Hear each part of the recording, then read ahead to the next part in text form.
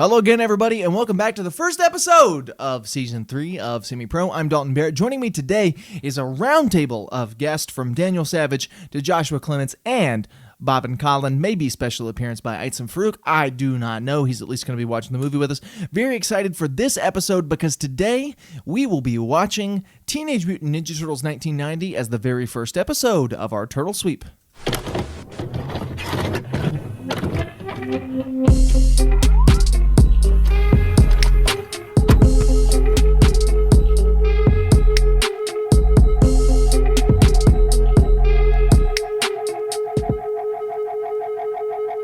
All right, boys. All right, boys. We are ready. He's just holding a vape with a wrench when I come back. I haven't seen anything for moments. Yeah. All right, boys. Today we're watching Teenage Mutant Ninja Turtles 1990. What are our predictions going into this? I personally greatest films of all time. I'm so excited for this. I really am. Is a title in a trench coat. It's a giant Looks title. like a giant title. This is technically title sweep, but I've titled it Turtle Sweep. That way people know what we're talking about. Right. But I'm so excited. It's title sweep. Yeah. It's title sweep. Genuinely, I'm so excited for this movie specifically. We're gonna do this one, Secret of the Ooze, and then Turtles 3, and then a special surprise at the end of the sweep. This is the one I'm excited for. The rest of them, take it or leave it. I like Secret of the Ooze enough. Turtles 3 is hot garbage. Ice. Right. I've not seen Turtles 3, and I barely remember this one. I was going to say, I don't think anyone but me and Bobbin have seen this movie in a very long time. Yeah, I've binged all of them. Turtles 3 kind of slaps, even though it's like weird. Item, you're an idiot. I watched this one. The suits are weird, but I kind of like it. Week. It's quirky. It's quirky. Yeah, so Bobbin watched it last week. I watched it probably 2 or 3 months ago. I made my wife sit through this movie. She saw this before. She saw Knives Out. At least. This is a good Joshua movie. With the pizza. This is probably one of my favorite comic book movies of all time. Yeah. And I will say that. Hey, yo, Josh. Josh mentioned on the pizza. All right, Josh, what are your predictions for this movie? Your predictions for this movie you've seen? Only Josh and Daniel. As he has a mouthful of pizza. Only Josh and Daniel can give like accurate predictions for this because they're the only ones who haven't seen it in a long time. I appreciate you asking me my prediction as I shove a full slice of pizza into my mouth. Yeah, you're welcome. I also think it's funny the way you say pizza. You say pizza. Right, you said the way they say title. Trench coat. Yeah, pizza. Hey, yo, the pizza here. The pizza is here. Okay, let him cook. Let him speak. Hey, let him cook. A good old-fashioned cult classic. Nice action, good comedy. People in giant rubber turtle suits. I'm excited. My prediction is that they're and this is a long shot, but I have like a strange feeling that this movie is going to feature a giant title in a trench coat. But that's just me. Stop. All right, I also want to say I think this movie might feature Sam Rockwell. No idea why. Interesting. As lead thug. That is a very interesting prediction. I have a feeling there's gonna be some pizza involved. I got a feeling. Woo. Yeah, that's another thing that we should mention. That at least me and Bobbin, and I presume Daniel have pizza at the ready because I know it's gonna make me work. Yeah. You were on Discord with me when I went to pick it up from Domino's. Well, my pizza's already in my belly. I'm the only one who's done with my pizza. All right. This has gone on long enough. Let's pause it for just a second. We're gonna watch the movie. We'll be back here momentarily to talk about Teenage Mutant Ninja Turtles 2. No, talk about Teenage Mutant Ninja Turtles 1990. We'll see you here in. They made a first one. We'll see you here in just a second. Wow, that was a fast movie. All right, we're back. We just watched 1990s Teenage Mutant Ninja Turtles, not The Secret of the Ooze, not Turtles 2. Not Turtles in Time, not Karate Kangaroos, 1990s Teenage Mutant Ninja Turtles. You spoiled it, Dalton. The Megan Fox one, right? Oh, come on. Yeah. The Stephen Amell one. The one where Donatello's mouth opens and you can see a human face inside of it. Right. You can see a mouth inside of his mouth.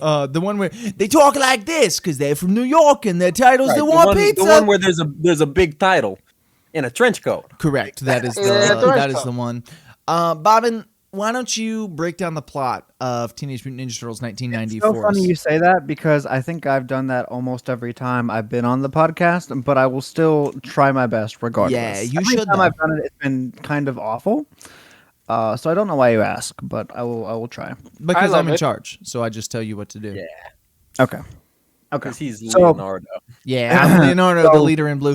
Oh, so we should probably clarify that before we get into the Oh, plot. yeah. We have Because there's going to be a assigned- lot of references to that. Yes, over the years that we have been friends, there are 4 of us, and extensions to that. At the beginning. Yeah. There were 4 of us at the friends. beginning, right? Yeah, So there it are only was 4 of us here. So at the beginning there were 4 of us. It was me, Josh, Daniel, and Aitesam, and the 4 of us became known as the Ninja Turtles to each other, and we assigned the different titles. personalities. So, for Right, the instance, titles.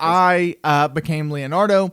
Josh became Donatello because he likes to. He's a nerd. He's a nerd. He likes computers. Daniel's consistently, chronically angry, and so he became Raphael. And then Aitesam, being the goofier of us. Yeah, he became Michelangelo.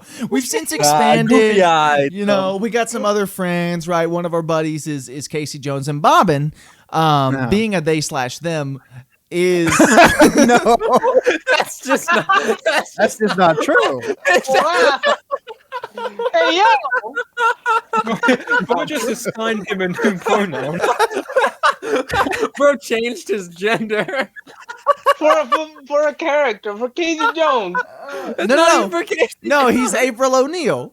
It's because I transitioned from Casey Jones to April O'Neil. Correct. Over the course of this discussion. Over the course of this movie, I was But like, he's I'd both. much rather He's be. both. I would much rather be April O'Neil. No, 'cause we she's Yes. much established cooler. Tubi is Casey. Correct. Now correct. I assigned I- Tubi Ozil. I would prefer Superman. Bobbin to be. I would prefer Bobbin to be April O'Neil because I like him. Right. Yeah, right. Yeah. We know. We know. Yeah. know. Well, yeah. But yeah. So if you hear us refer to any of the Ninja Turtles as Dalton, Daniel, Josh, or Aitesam, it's because Aitesam. It's because we're. It's You because made it worse. It's because You made it worse the second time. over the course of several years, we have come to know each other as those turtles, and in this movie, it was just so perfectly articulated to us that is true. Bobbin, explain the plot of Teenage Mutant Ninja Turtles 1990, The Secret of the Ninja Turtles. Okay, so we open on a New Line Cinemas logo. True. We did. that's true. Bro. This is their highest grossing movie, I think. That makes sense. Yeah. Wait, it wasn't Nightmare on Elm Street? This was, at the time it was released, the highest grossing indie movie of all time. I don't know what is today, but this was when it came out. Okay, so they're setting the mood. We have a bunch of nice shots of New York and the people walking around. Hey, I'm walking it. It's just like the scene from The Amazing Spider-Man. It was a Mark Webb reference. Yeah. And they're walking around. They're having a time. We see some April O'Neil on the TV, on the old TV, and she's like, "Hey man, ninjas and And stuff, turtles, bro. and also turtles." And They're like ninjas that are mutants, right, and also and they're then turtles and And teenagers. teenagers. I think immediately after that, we cut to her at the station as she walks out. To which the wonderful intro scene Such a introducing good intro scene, so fire. Oh, it's so good. really And the music is so... All right, everybody, at the same time, we're going to go to the music.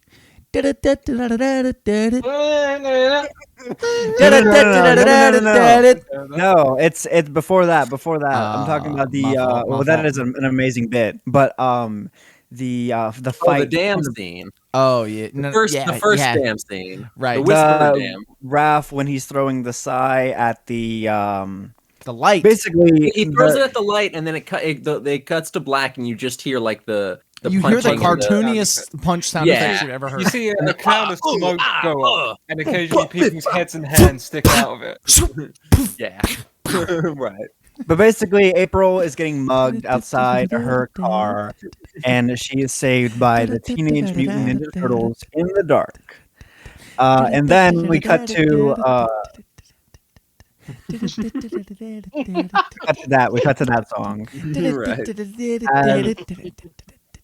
The turtles are Dalton, Can't David. stop. Get there, Bobbin. I'm tired of doing this. My mouth hurts. no. You don't. No one's making you do it.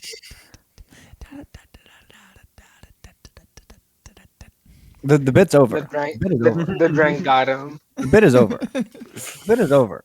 Well, just get to the The bit is title over. so we can all do it together. Okay. What's the line right before the title? They're all saying like catchphrases. They're like What's- righteous, bodacious. It's Major League Butt Kicking is back in town. Yeah, that's it. Yes. And then it goes da da da da da da da da, and Josh dances like this, which nobody at home can No one see can see, but we can see. because this is an audio medium. Yeah. But yeah, if you want a reference to how I dance, look up Mac in the Dance Pound of Always Sunny season something. Yeah, no one is gonna look that up. No, one because is nobody's gonna look that up. listening. No one's gonna watch Yeah. this, so that's fine. And then it freeze frames on the logo, which comes around the corner, and it's got the registered trademark. Like they just used the logo from the cartoon, which is hilarious to me. And then the freeze frame goes away, and then they all dance in the frame, and it goes. Yeah, but there's also a cool little effect when the freeze frames ends on the Yeah. little title, where it's Yeah. like little psychedelic kind And, of thing. right as the title goes away, Leonardo jumps in the frame and he goes, "Righteous!" Yeah, that's it. Yeah. Righteous, It's just lovely. bodacious. Totally tubular. Daniel, yours sounds a lot like Garbage Day. Garbage day. Oh, that's the crossover I need. Vicky versus the Teenage Mutant Ninja Turtles. Sewer Day! Righteous! Pizza Day. All right, so Okay. what happens next? All right. I can't be asked to do these plot breakdowns in this condition. In All right, these so conditions. they're in this like economy. they're in this Yeah. economy. They're just walking through the sewer, and then they. That's get where you back have to their live in home. today's economy. You're right. And It's a $2,000 apartment in New York City. which is in the sewers, and they meet up with Master Splinter, and they're like, "This is our first night kicking butt." And doing that stuff, and they're all hooting and hollering. Except and for Master Raph. Splin- Except for Raph- Raph. But Master except- Splinter is like, Master Who Splinter just- is he, like, he puts on his trench coat and he looks all angsty. hold on. We're gonna Well, get Raph there. goes, I lost the sigh! I lost the sigh! Right. Okay, we're gonna what is Splinter's like giving his spill to the turtles, and Yeah, then he's they telling them to like not be Teenage Mutant Ninja Turtles. You know, he's like just behave yourselves, you monsters. Yeah. Right. They are monsters, let's be clear. Correct. They're giant And turtles. also teenagers, and also mutants, and also ninjas, Well, and also turtles. during this time of him trying By to that I tell mean them titles to- in during this trench time coats. of trying to tell them to be ninjas, Mikey wanders off and starts trying to order a pizza. Yeah. Uh, No anchovies. which, you know, he Don't you comes put back to- anchovies on that pizza. he comes back to hear the whole spiel about you have to, you know, be ninjas or whatever. And then he goes and sits out by the grates to look up at the moon till the pizza gets delivered with Donatello, who Donnie's like, hey, do you think about what Master Splinter told us about their way? He's like, hey, I'm going to die someday and you guys need to take care of yourself. I was gonna Right, say you he's- forgot that part of Master Splinter's speech, but that is a big Yeah, part. he That's goes, it's "Man." kind of the point. He's like talking to his brother. He's like having this deep thought. He's like, man, I'm like really scared and like sad about the potential like possibility of our dad dying. And then Mikey just goes, "Pizza's here." Pizza's here. He says, "Pizza Hey, yo. dude's got 30 He goes- seconds." He goes, "Hey, yo, the That's pizza here." And then I love And then he the breaks pizza guy his arrives ankles. and hands the pizza through a grate in the ground and takes a $10 bill. And then he starts arguing with the grate in the ground about how he deserves more of a tip. Well, it's not even the tip. It's the. He's like, you didn't pay me full price for this pizza, and Right, it was the guy goes, well, $13, you and were he gave late. 10. Said you were late. You were late. Pizza's late. Got to be on time because I'm a turtle. And Be the guy nice right, to food service workers. That was Pizza a Hut's Spider-Man 2 reference. That was a Sam Raimi reference, actually. Right. Yeah. that was ahead of He its goes, time. "You're Straight late." ahead. I'm not paying for those. Correct. All right, Bobbin, continue with the plot. Okay. I'm So doing my best to help you here. Raph, guess what he does? He puts on a cute little hat and a big old trench coat. No, Go to a movie. I'm going to see a movie here. Hey, come on. I'm that going to okay with see a you? movie. I can't go see a movie. I'm Raphael. That's how he talks in the whole movie. That's a spot on impression.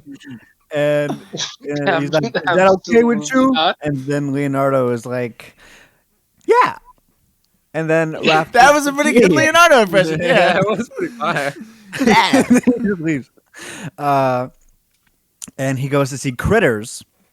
Which is also a New Line Cinema movie. Yeah. He goes to see Critters while the other kids are eating with Splinter. They're eating pizza with green onions on it or something. It's Yeah, like a it's lot like a of cheese, Supreme. like yeah. It's like a comical amount of cheese, though. It does not look good. Love Yeah, but that's the So crack good. scene where they throw it up in the air, and then he's like, Leonardo was slices like, it, and when one of the slices lands on Splinter's head. because haha, He silly. looks sad and disappointed. It's the scene that before as an adult I rewatched this movie, it's the scene that I always remembered. Really? Right. That's the scene that, like, before I watched this movie again as an adult, which there were several years between me being a child and me being a grown man. Now I watch this movie every day of my life. In the time between, This is my That's a first lie. time watching this movie as an adult. yeah. So. Well, that was the scene that always stuck out to me. Like, that's the scene I never forgot. Interesting. Right. It is a cracked scene. Yeah, Leonardo no, it does cutting look the like- pizza with his katanas, Yeah, and then that's it crack. landing on Master Splinter's head, and then Master Splinter going, "Oh," or whatever he says is so Master good. Master Splinter, who is a awful caricature of an Asian person. Correct. We should establish this yeah. movie is very racist. Yeah, this movie is very racist. But it was 1990, so It was a different what are time. you gonna do? It was 1990. Like it was still okay in Hollywood to be racist towards Asian people. Right. So like, Okay. Let's move on. Yeah, let's quickly move on. not that it's okay today. I'm not saying it is okay today. I'm I just don't know. saying, I don't know that it was. I don't Then think it was okay just, back then. It was just more still a normalized. thing that they did. Yeah. Correct. Well, I don't mean okay. I mean like it was okay for them to do it. It was accepted. Correct. in- It was in a not professional even setting. accepted. It was expected. The more we Right. think about All right, it, let's the move better on. Let's the move more on. Let's move Bobbin, on. bring down the plot. He's out in his giant trench. Raph is out. Literally me is out in his giant trench coat. Literally, And Daniel his hat. Savage. He Literally just Daniel. watched Critters. He's got one sigh because he lost the other one. Uh-huh. And Actually, I You lost wanna- the sigh. You wanna tell us about this scene in his first encounter with Casey. who's you? Is that me? Is that Daniel, Rick? the guy speaking, Daniel Savage. Oh yeah. So it's like two teenagers like mug an old lady and grab her purse, and they run by Raph. He sticks out his His Ninja giant Go. foot. and we all sniffed our microphones because we have foot fetishes. Bro. so he trips Splinter off the ground, and he opens his trench coat in a comical way and just points at the sigh. He points at this weird metal device. Yeah, in his that they would coat. have no reason to recognize, Or or maybe like- they would if they were like the ninja thugs. I guess maybe. And they were like, "Oh God!" I don't and think then they went were away. though. But maybe if they were like They're anime random kids, like if they were Right. anime nerds, they'd know.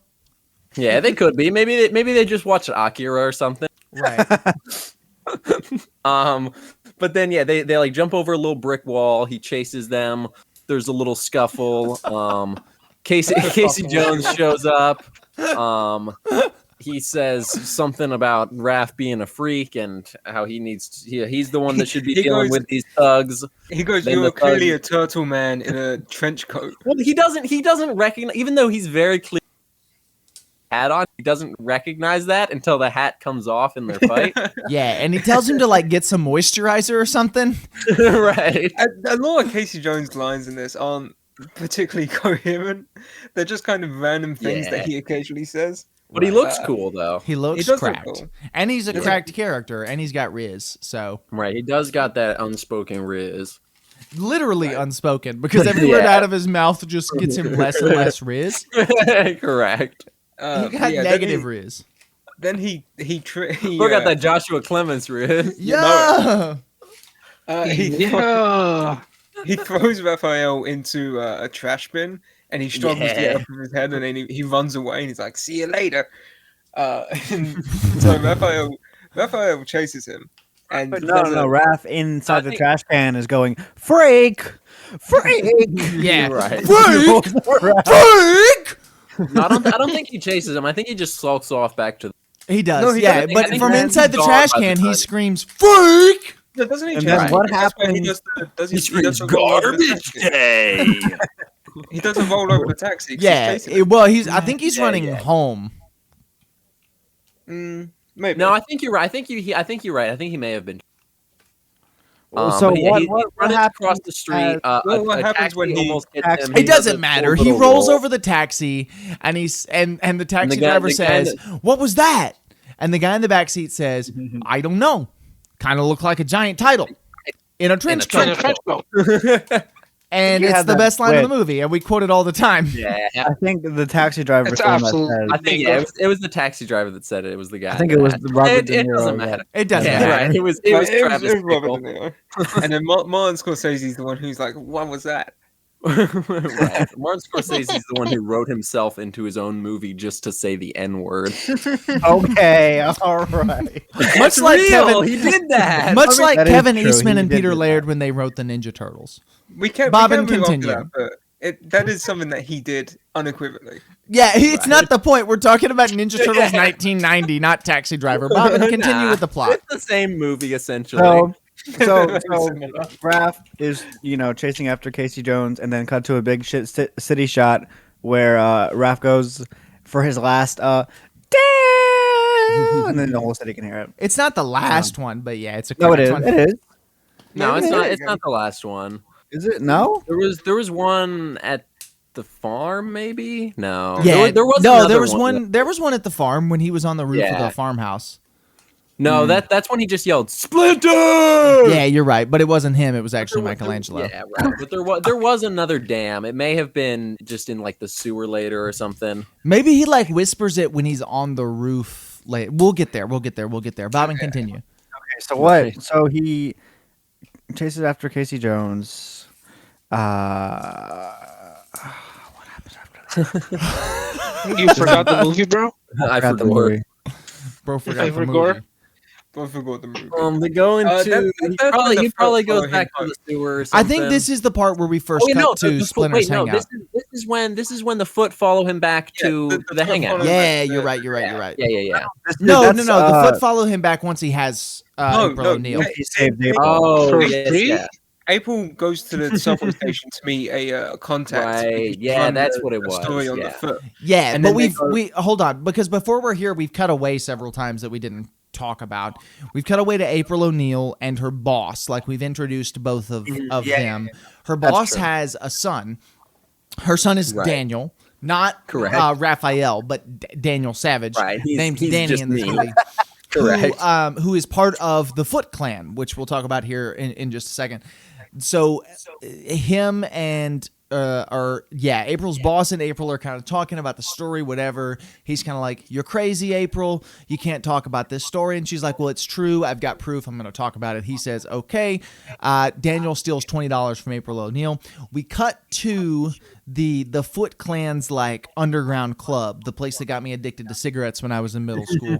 And it's this little like cracked underground club. It's every kid's dream. There's gambling, there's skateboarding. It's literally got the as many 90s. cigarettes as you want. Yeah, the They got one kid regular goes, or menthol. the one kid goes, you got cigarettes? And he goes, menthol or regular. And it's hard. That and one it's kid is Sam Rockwell, who is the lead thug.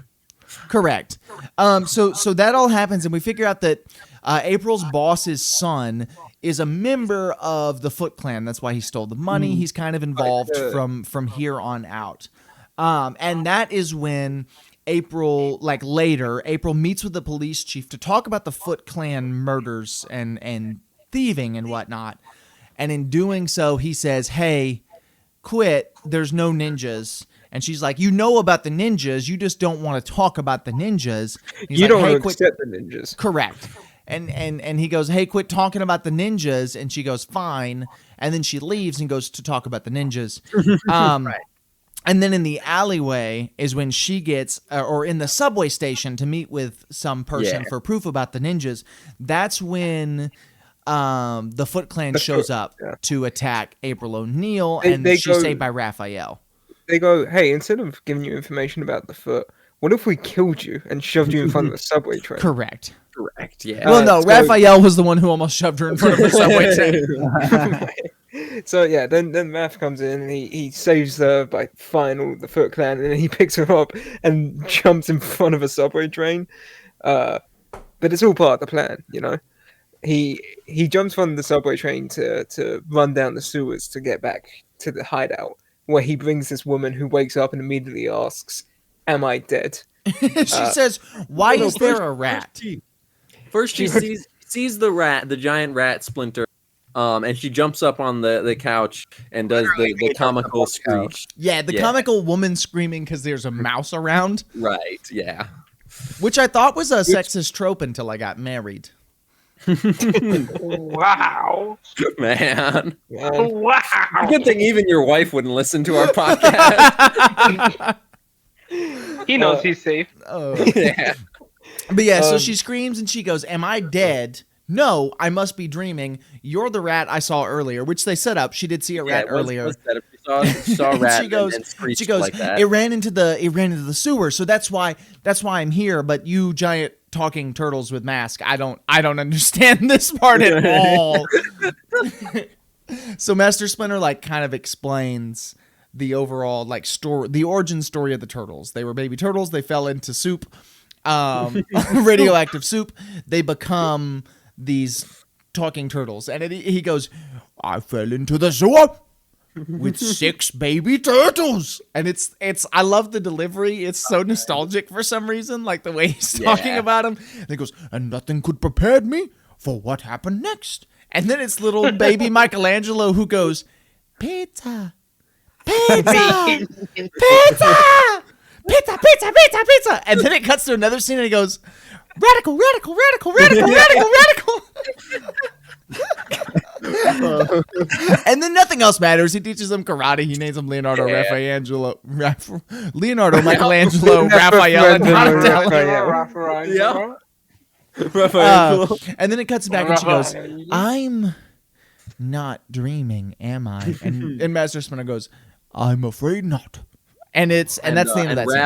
And Raph is picking his teeth with his side. Yeah, he's picking his teeth with his side. So as they introduce them with the names, they all have the perfect us, us introductions. I'm like, "Yeah, what's up?" Look at me. And Josh is like, Elvis. Just say Novus. No, Josh. Donatello does it like he's a Discord kitten. Like he's looking for his Discord kitten. Daniel's picking his teeth with his sigh, and Aitesam does absolutely nothing for my self confidence. Aitesam just points at himself and smiles. Me. He's like, "Me. That's me." Yeah, I think he actually says that. I'm pretty sure Michelangelo goes, "That's me." He goes, "Me. Let's go." Yeah. Bobby, continue with the plot after this moment, if you can. Also, something to point out, because we're here, and this is when we started talking about it. Just like there's a lot of things to note about the suits in this movie, but Michelangelo is just so adorable in this scene. Yeah. His Yes. eyes are so big. Thanks. They gave Michelangelo Hey, slightly Bobbin. bigger Hey, eyes. Bobbin, thanks. Hey, you're welcome. They could have Thanks. cheaped out, right? They could have made one mold for all of the Yeah. turtle suits, and they could have all looked the same with different color masks. But they don't. They all have different head shapes. They all have different eye sizes. Raphael has kind of this like very straightforward, serious, or Raphael has this very like scowly, angry look. Leonardo has a very straightforward and serious look. I don't know. I don't know Michelangelo, if all of them have like a height difference, but I noticed that Mikey is He's like shorter. yeah, Mikey's the than- shortest. Yeah.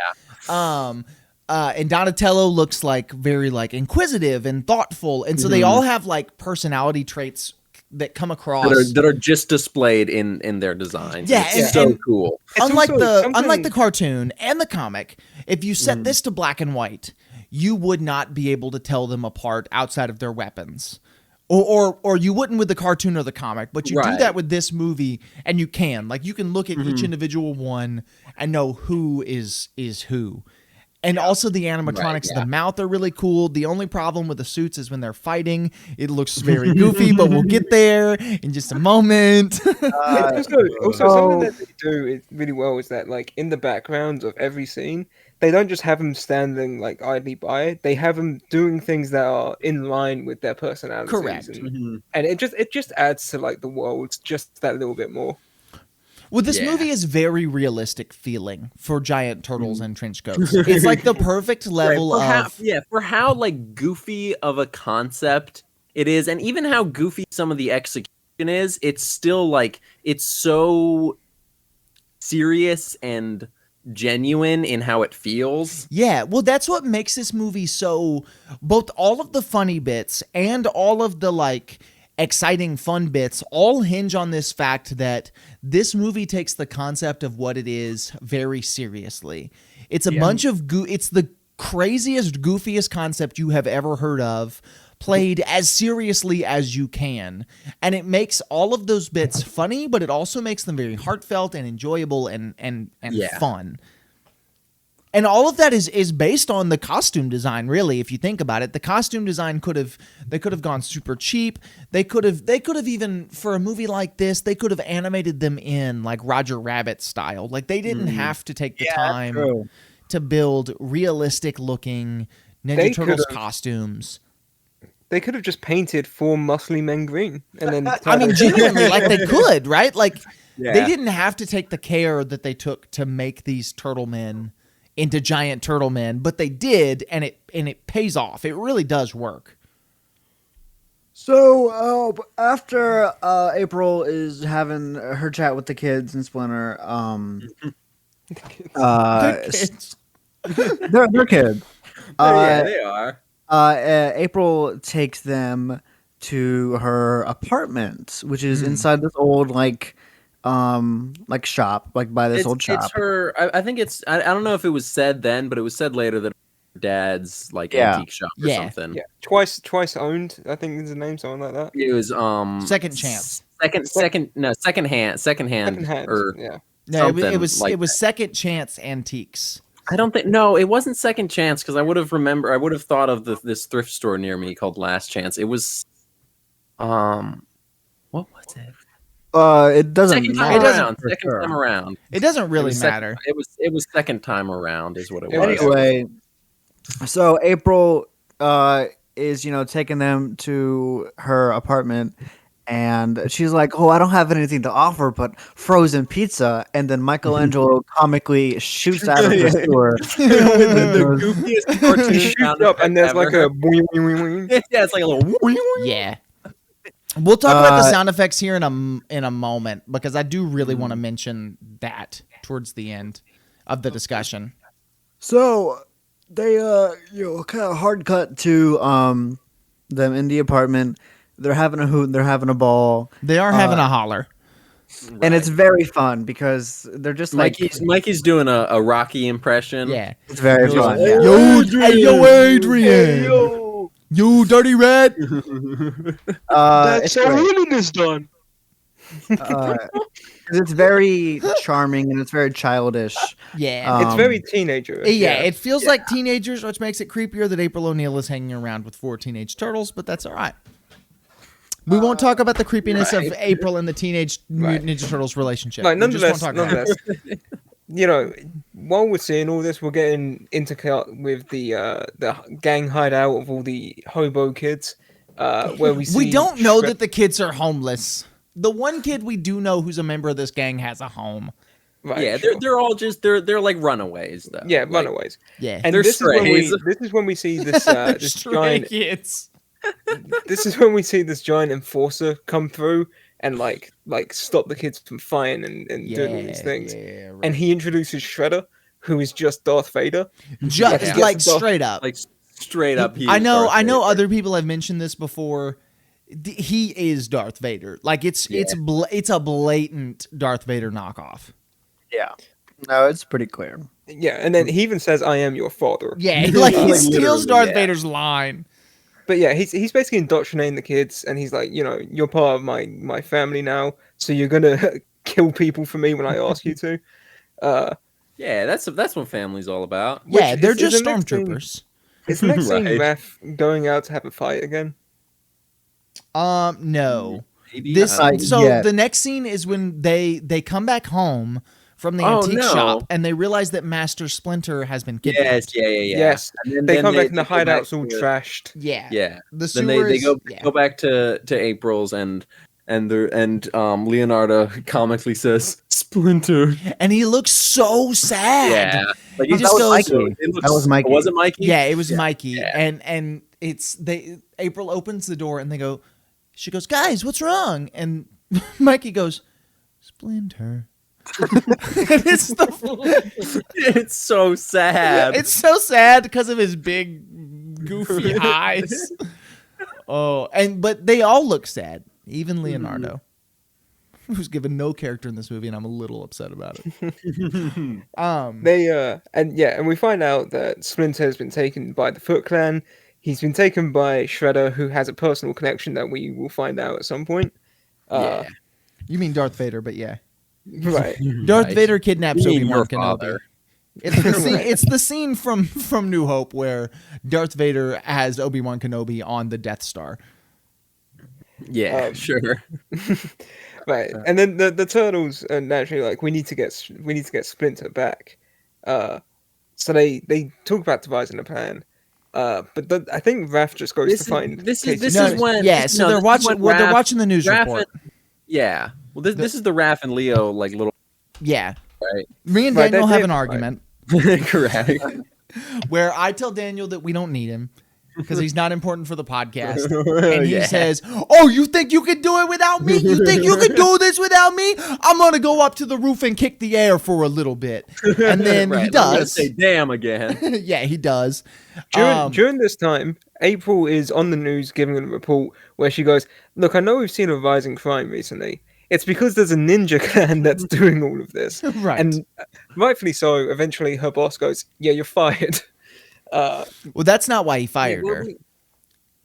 Well, no, it was. It's No, he 'cause- fired her because the police guy asked Oh. the Well, but yeah, it her was boss. because of that. It was because Yes. he said not Well, to the talk pe- about the- it. yeah, the He police- gives her a warning and then later fires her. But it's Right. not because she sounded crazy, is what I'm trying to imply. It's- yeah, it's just because she talked. It's It's 'cause because she the was police quiet. chief paid off the news anchor not to talk about About the- ninjas. about the story because he couldn't figure it out. Like he couldn't solve it. So there's some blackmail going on between the police chief and the guy who runs the news station because his son is involved in this Foot Clan and gets caught. But April talks about it anyway. And Raphael's up on the roof, kicking the air. Casey Jones is watching from another building. Cut to some cartoons. They're watching like a tortoise in the hare cartoon. Yes, And the Josh tortoise is and going slow and Aitesam are watching the tortoise in the hare. And Aitesam, would you like to say what you say in this while this cartoon's going on, or do you even know? I don't know what Aitesam knows. What do I say? Ninja kick the damn rabbit. It's my favorite line from the whole movie. No, that's Bobbin good. just ninja kicked the That dead is man. a me moment. Right, he's literally you. He's literally you. But anyway, so the Foot Clan see Raphael kicking the air on the roof of this apartment, as does Casey Jones.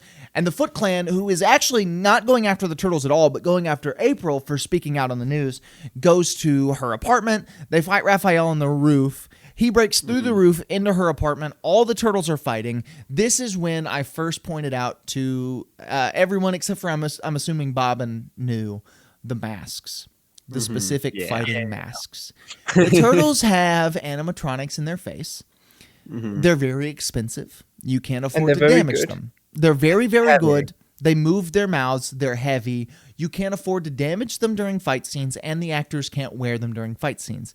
So they have much cheaper masks made for the fight scenes in which their mouths are in permanent grimaces. If you're watching on YouTube, the thumbnail, which is the poster of the movie where they're pushing out of the sewer grate, has them in those masks. Those are the masks that are featured in that poster. They're in permanent grimaces, and they do not move, and they do not change. And it makes the fight scenes of this movie so very funny. But anyway, the Ninja Turtles. The turtles are fighting off. Raph gets kicked in. He gets like knocked unconscious. The other three are fighting off the foot, and they're losing. They're overwhelmed. Not only unconscious, bro is in a coma. Right. Yeah, dude is like slumped. And then they're also losing because they're overwhelmed by like 100 Foot Clan soldiers. Until Casey Jones busts down the door. He what's Josh? He busts down the door. He busts down. He busts down. He busts down. He busts down the door and then starts fighting with them. And it doesn't really do much because he's also just one guy. I mean, it allows them to escape. Right, Yeah. he holds them off long enough for them to grab Raph and then. And this is when we find out that in a pretty cracked way that April got fired. I don't remember such a cool line. shot. Yeah, but it was like her answering machine board on fire. And it goes off. Her boss says, "Yeah, you're fired. Sorry, I told you not to talk about that, and you did it." So, and then it drops on top of a Foot Clan soldier. But there was like a line, like he said something. He was like, "I'm gonna have to you or something," and then the thing drops and hits the guy on the head. Yeah, it was very funny. I remember chuckling at that.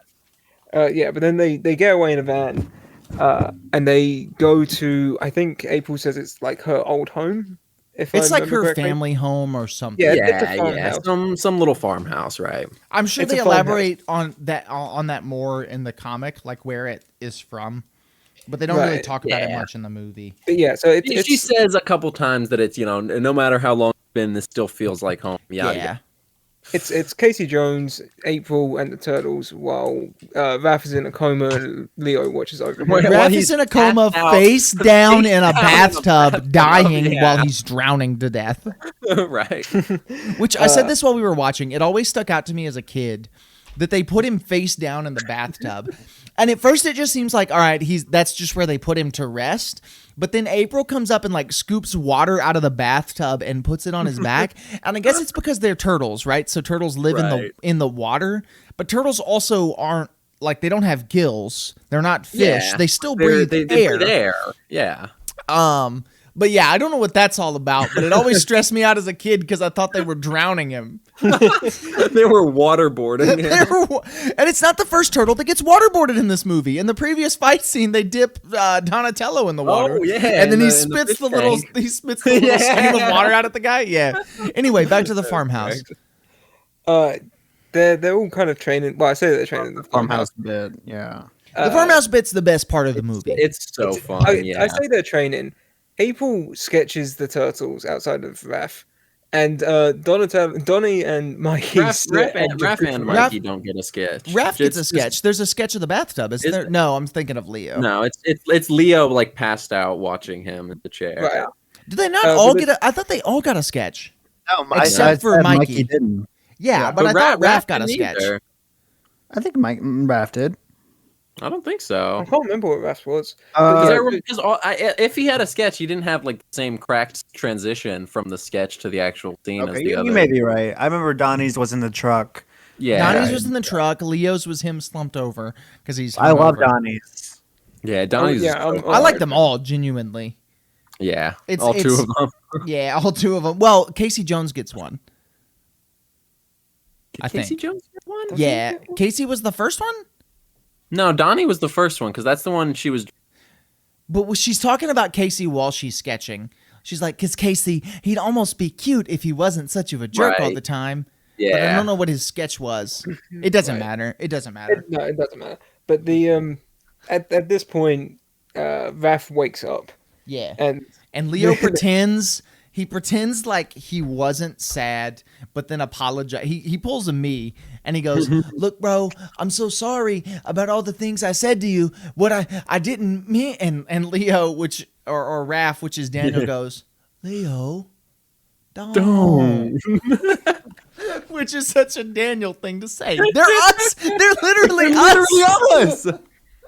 this is also when Donnie comes in and says, "This is a Kodak moment" or something. Oh like yeah, that. he goes, And "That's a when you can see Kodak his mouth. moment," and then you can see the little human mouth through the animatronic mouth. Yeah, he laughs, and you can see the human mouth of the stuntman inside him through his animatronic mouth, and it's horrifying. Although even all of that aside, like that was the best like display of the animatronic face. Oh, yeah. 'Cause he does like a little quirky smile where he bites his lip. He's got the Roko's in. wasn't made for you. Oh, we just got copyright stricken. I think following this, Yeah, Casey let's speed it up just a little bit. Casey and April have a little moment outside on a bench. Yeah, the bench falls in. It's super cool cracked. because it's definitely an unscripted scene that the actor who plays Casey Jones just plays off. Elias The turtles Mann. start training together at this. Like this is the moment where they're starting to get like back. They start training together. Whatever. There's some scenes that are not Raphael, but are voiced over by the Raphael actor, so that it looks like Raphael, like where he's punching a punching bag and then he screams "Splinter" from the roof. They're actually Michelangelo. Which was a hard ass shot of him Yes. standing on the barn roof. They're Went actually crazy. Michelangelo, but they voiced over them with Raphael because there was a deleted plot in like that they filmed for the movie where it was actually Michelangelo who took Splinter's death the hardest, which is why he's crying later on in the Force Ghost scene. That would have worked really well for how like lighthearted he was taking it in the Donnie scene. I think Well, that's that's probably why they about set it it. up that way. That's the premise of the Teenage Mutant Ninja Turtles comic, isn't it? Where they all die except Mikey, and now he's dark and serious. Yeah. Oh, the Last Ronin, yeah. So anyway, so they're on the farm, they're all training. Leo is out meditating, and he runs back in because he heard Splinter reach out through the Force. He reaches out through the Force because this movie. This movie ripped off Star Wars in more ways than some Star Wars movies. Then Yeah. Spaceballs. Right. So they all go out, they sit by the fire, and they meditate. Donatello brings marshmallows, and it's very fun. And then they meditate, and they see an Literally, actual Josh. Force Ghost Splinter. Yeah, And Splinter says, Well, no, they don't. They No, don't see son. it. We see it, but yeah, all of we their eyes see are it, but closed. their eyes are closed. So it was just in case they peek. That's the only reason Yeah. Splinter appeared as Force Ghost. He says, "My sons, you must come back. Do not run from who you are supposed to be." Don't edit that out. Well, it sounds We bad, can't but edit that's it. how he sounds in the movie. Right, Like he does I talk. I know it sounds bad, but that's actually how he sounds in the movie. So they come back to New York. Actually, it's the coolest shot in the movie. They're all four standing there, like in their own poses, talking to April and Casey, and they go, and Leo goes, "It's time to go back." I know for a fact that's how Bobbin feels whenever he's doing a cosplay shoot, and he's got like he's getting the coolest fucking shot you've ever seen, and that's what he's thinking in his head. I know it. He's like, One day- this is the hardest shot in the movie. When I fulfill my dream of cosplaying Donatello, I mean April O'Neil. I will- But yeah, so they go back to New York. They ride in the old truck that Donnie and Casey were fixing earlier. Love They that. go back. Love that for them. They go I back love to that. the sewer. Such a cool truck too. They find Daniel, aka Danny, aka April's boss's son, hiding out in the sewers. So they find him, and then he, while they're all asleep, runs away, and he goes back to the headquarters, basically to free Splinter. So he goes and he talks to Splinter. Splinter breaks down a little more of his backstory. He's like, "Hey, And this is where this is honestly, if I'm being honest, this is the part of the movie that I wish they would change. Like, I wish they had changed this from the comic. No, I love it so much. It's so goofy, and it's so out of goofy. place. It's so goofy, but I love it so much. Which I know I shouldn't be saying that something in a movie with giant talking turtles is goofy and out of place, but with the tone of this movie, it really does feel that way. Basically, instead of like the cartoon where Splinter was Haramo Yoshi, whatever his name is. His last name's Yoshi, like the dinosaur from Mario. Correct. So Yoshi, who turns into a rat when exposed to the ooze, he is the pet rat of this same martial artist, right? Who learns how to do karate or martial arts from watching his owner from his cage. Yeah, and this normal rat, ooze, not mutant, very normal rat, very normal rat, just doing karate in like it was like a little bird cage. Yeah, like it was so goofy. And then, anyway, so Splinter breaks in, kills his owner. Splinter jumps out and scratches his face, and then runs away, and apparently gets to New York somehow, where he raises 3 baby turtles. Shredder chops off one of his ears. Yeah. Shredder chops off one of his ears. Yeah. So the kid hears this story and he learns a lot about family. Like, real quick, how are you like this like trained like ninja assassin and you're fighting a rat and is cut off one of his ears? And the rat wins. How are you fighting a real rat? And the rat, and twice it happens twice, but we'll get there. Well, once it was mutant rat. Yeah. So I'll give him that one. So Danny, April's boss's son, learns about the true meaning of family and tries to break Splinter out with the help of Casey Jones, who followed him to this facility. So they go to break Splinter out. They get caught by Splinter and the other guy who doesn't speak throughout the movie. Right, he just grunts a lot. Yeah, he just goes. He sounds like my dog. But anyway, so I don't really know what happens here. I don't know how they get out of there. I know what happens after they get out of there, but I don't know how they get out. So somebody pick up for me for just a second. I mean, they just start fighting everyone. That's like the general gist. Oh yeah, because Casey Jones, he falls on the box that's got golf clubs in it, and they fight everybody. They get out, and then they go to this building. The turtles are also at this building. They're fighting foot ninjas, right? They're fighting the feet for free. I forgot Aitesam was here. They're fighting the feet, and they're kind of they're winning. Funny. They're winning, right? Yeah. Although they have the stupid grimace masks on for most of the fight, so they're winning until all of a sudden Splinter shows up, and then they fight Splinter one by one. Bobbin really likes this fight. I also like this fight up until the very, very ending. I like this fight even with the very, very. I think it would have been little cooler. Man. I think it would have been cooler had there been that moment where they were like, we should fight him together, as opposed to them fighting him one by one and that not having any payoff. Had there been that like cheesy, corny moment where they were like, let's just fight him together. I think that would have Michael sold. Bay's Teenage Mutant Ninja Turtle. I think that would have sold. Much better movie. Right. I think that would have sold this end fight on the rooftop. So it's night. They're on the roof. Shredder is there, like just standing menacingly, and it's very cool, very creepy. And I remember this scene being because he's Darth Vader. Because he's Darth Vader, and I remember the scene being very like almost spooky because you see Shredder and the music just kind of cuts. Yeah, it's very intense feeling. And it's got the same effect. The Shredder helmet has the same effect that the Goblin mask from the Raimi Spider-Man movies has, where you can see his mouth moving through the mask, which adds this like creep factor to it that you don't get from an enclosed mouth. And I don't know, like to me in this fight, like it starts like very normal and it's kind of, you know, goofy and they're goofing.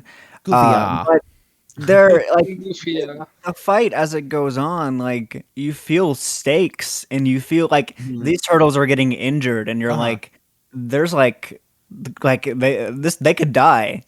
and you're like, oh my god. I remember being scared at this scene, and it might just be nostalgia, but just like the grittiness of the movie really helps here. It's like Yes. at its peak here because the fight is gritty, the visuals are gritty, the turtles are like yelling in emotion for Splinter as they're And cursing. fighting Shredder. Yeah. And it's great. I think Michelangelo it's gets his only curse word in the movie in this scene. yeah. That's a big part of the movie. The director was actually fired at the end of it all because he made like a too dark of a movie for them to market as a Teenage Mutant Ninja Turtles movie, which is why there's so many weird sound effects and stuff, and like why Mikey shut up and went wing when he heard the word pizza. I remember you said the one like when the second bald henchman who has no lines was like beating on all the kids. Originally he was supposed to kill one of them. Right. That's great. Like he punches and then his friend and like it shows him like clearly like unconscious or dead on the ground, like not moving, but then eyes are closed. you hear him talk from off screen. You hear him go, "I'm all right." Yeah, it cuts back to the big grunt man, and his friend goes, "Are you all right?" And you hear his friend go, "Yeah." We'll get there in a second. Let's get through this final fight, and then we'll talk about the sound effects and stuff because I do want to go into that in detail. Let's get through the plot first. And then Obi-Wan Kenobi, Splinter appears, and he's like, I'm the final boss. So Shredder runs up and goes. Well, hold on. Yeah, well, you missed the setup for that because there's a bit of stuff before Shredder like has Leo pinned with his little spear, staff, sword thing, whatever it is. And he gets all the other turtles to give up their weapons. And he's got the grimace mask on. It's like it focuses on that, and it just looks like he's got like a big old like, it looks like forced grin. It's very silly. It's so out of place. Yeah. So they all throw their weapons. They all go into the streets of New York, other than one of Mikey's nunchucks, which gets hooked onto the little like fire escape ladder. Yeah, and then Splinter appears to save the day, and Leo rolls out of the way. It's after Casey Jones looking over his shoulder to talk to Splinter, and he goes, "Hey, yo, Split." Where'd he go? and then that's when he appears. Yeah, but anyway, and then they have a show off, and he's like, I'm the big boss. Splinter charges.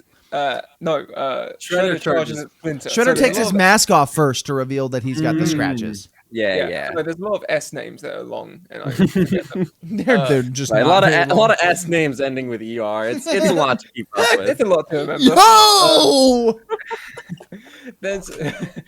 He charges them with his spear, sword, stabby thing, and Splinter grabs the nunchucks and like wraps them around it and flips Shredder over the edge so that he's hanging off of the building. Yeah, which while it was very anticlimactic, it was very sick and like well done. It was cool. Like that one.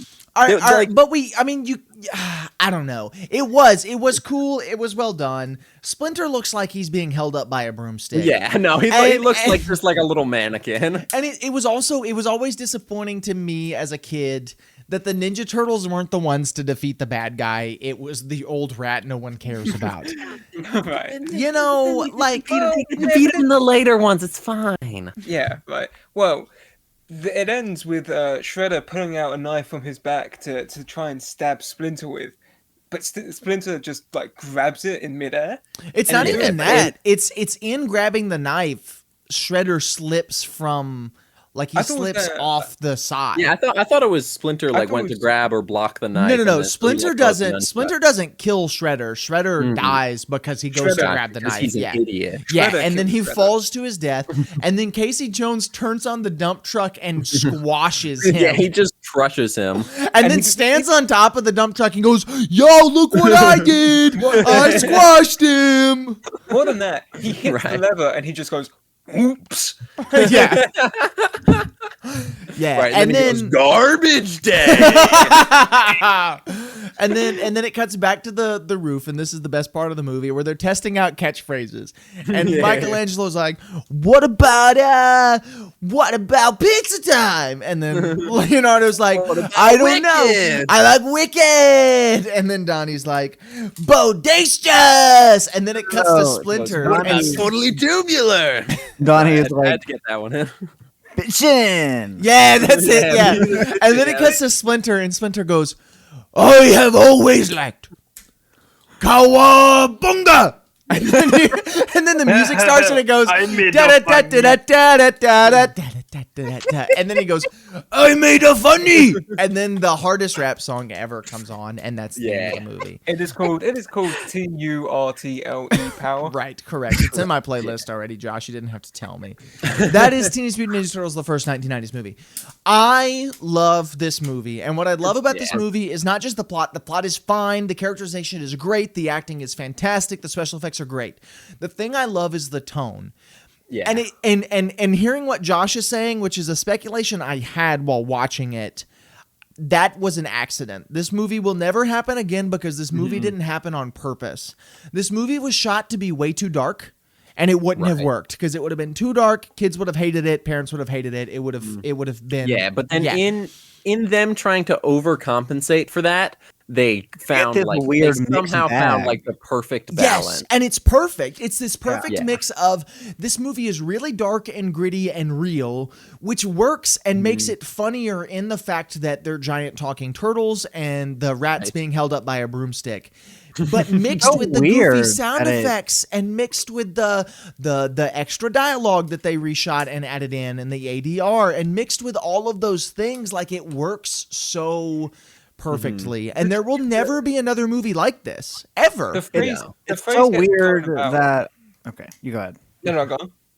I was saying like it's so weird that they made a Ninja Turtles movie in 1990, and it ended up being like this released in theaters to kids, and it's dark. Yeah, like, that's super weird. Like I know the comics are very dark, but it's like crushed to death. It's just the villain gets crushed. But this is also the same era in which parents let their kids see RoboCop. Like it was no holds barred in the late 80s, early 90s for these movies. I was going to say this, like you hear the phrase get thrown about a lot. But this movie is the essence of lightning in a bottle. Yeah, very much so. For sure. Every single element coming together by pure chance and luck to create something that holds up to today. It's the era it came out with, mixed with the studio reshoots of what they filmed, mixed with the director making something that was way too dark, mixed with Jim Henson not understanding what movie he was working on when he made it, mixed with the popularity of the Turtles and the money they were able to get. This was up until, a couple years later. For a couple years, this movie held the title of, and I don't mean the kind in a trench coat. Yeah, this movie held the title of the highest grossing the highest grossing independent film of all time. And it's like, it's because of this lightning in a bottle, perfect tone that they were able to create. And we won't see a Ninja Turtles movie like this again. As sad as that is, the next Ninja Turtles movie will not be like this one, and probably rightfully so. Like, you probably couldn't release this today and do it well. What is the next Ninja Turtle movie? I know Seth Rogen. It's the Rogen one, yeah. Seth Rogen one, yeah. Is the Seth Rogen one live action or is it animated? It's CG animated, yeah. It's going to be a Spider-Verse. Yeah, it's going to be Spider-Verse type. Yeah. Gotcha. Okay, which will be great, and it'll be fun, but it won't that'll be like this movie. But as good as that may be, it'll never be this movie. Right, and not even in terms of quality, but be. Just in terms of just the the feel of it. Like Bobbin said, this movie released in 1990, and I'd go as far to say this is the Ninja Turtles. Like when you think Teenage Mutant Ninja Turtles, you think of literally anything to do with this movie. Like whether it's the Splinter, the atmosphere and vibe that it has. Like this is the perfect Ninja Turtles. It came out right before parents started caring what their children are going to watch, which we'll get into a little bit next week when we watch Secret of the Ooze, which parents cared a whole lot more, and apparently parents didn't really like this movie. And we'll talk about that a little bit next week too. But I don't know. There's just something about this movie. It's streaming on Netflix here in America. I don't know about if it's streaming on going Netflix. off Netflix tomorrow. Never mind. It is not streaming on It is no Netflix. longer streaming on Netflix. Here You in missed your America. window. You missed your chance. But it really is just this, like, it's one of my favorite comic book movies of all time. Because of this perfect tone, but also because of the way it adapts the source material, changes it for a way that fits the modern audience, but still has that heart. It's the thing we're always saying as nerds that we wish comic book movies could do well, is like adapt the source material, but also freshen it up and make it attractive for the audience. But it's also timeless in this weird way where it's like it's not overabundant on its special effects, and it's very 90s, but it's not so 90s that you can't watch it in 2023 and find enjoyment out of it. Like, I don't know. It's one of the best comic book movies, I think. And Bobbin, we were talking about that earlier. It's in both of our top 5 at least. Yeah, for sure. Like, I don't know. All right, final thoughts, everyone. Bobbin, you go first. Love it. I think for what it is, it's nearly perfect. I don't think you could ask for much more out of this movie. And if you did, it would be very small. I think it sets out to achieve. It would be changing Splinter's origin story, and that's it. No, that's cracked. I think this movie is wonderful and terribly underrated, and people need to give it another watch. Yeah. Yeah, absolutely. If you don't like this movie, you're probably relating this movie with its sequel. Yeah, that's true, because it's very different. It's a very different. It's tone. not the same at all. It might as well not even be the same franchise. But all right, Josh, go ahead. Final thoughts. Yeah, big fan. It reached every kind of goal that I had set in my mind for it. It was a lot of fun. I love the vibe. I love the look. I love all the movie. I will probably end up watching it again. It is just so much fun in every way, and I would not change the Splinter origin for the world. All right, Dan, go ahead. I loved every single thing about this movie. The only thing, in my opinion, that could have made it better is if Raph and Mikey had gotten quirky little sketches done by April O'Neil as well. But outside of that, perfect movie. And maybe if they had gone through with the Mikey being the sad one. But I get why they didn't, because they cut it down for time. I will say I would not be upset by more time on the farmhouse. Like, that would be the thing that I think would make this movie a perfect comic book movie, is had they gone through with the Mikey being the sad one thing and spent more time on the farmhouse. But yeah, I agree with you there. Aitesam, final thoughts. His ass did not want. What'd he say? Aitesam, say it again. I fucked up. All right, nice final thoughts, Aitesam. You're welcome. Final thoughts, Dalton. Yeah, well, I mean, I love it. I love this movie. I watch it regularly because it's one of my favorite comic book movies. I love all of the turtles and their characterization, but I also love the heart that is in this movie and just the genuine fun that comes with watching these turtles interact on screen. I can't wait for next week, though, because I also love Teenage Mutant Ninja Turtles 2: The Secret of the Ooze. Thank you for joining us for Turtle Sweep. Hold on, no. We're kicking off season 3 of Semi-Pro. Bobbin, you've got a few seconds left on the outro. They made a third one. Bobbin, hit it. This has been the Semi-Pro podcast with. This has Bobbin, been the Boy, Pro Bobbin, Podcast. and Dalton and Josh and Daniel Savage, and then Aitesam sometimes. Yeah, sometimes, because that's it. Goodbye. Love you so much. Thank you. Have so much fun. Eat And a happy New Year.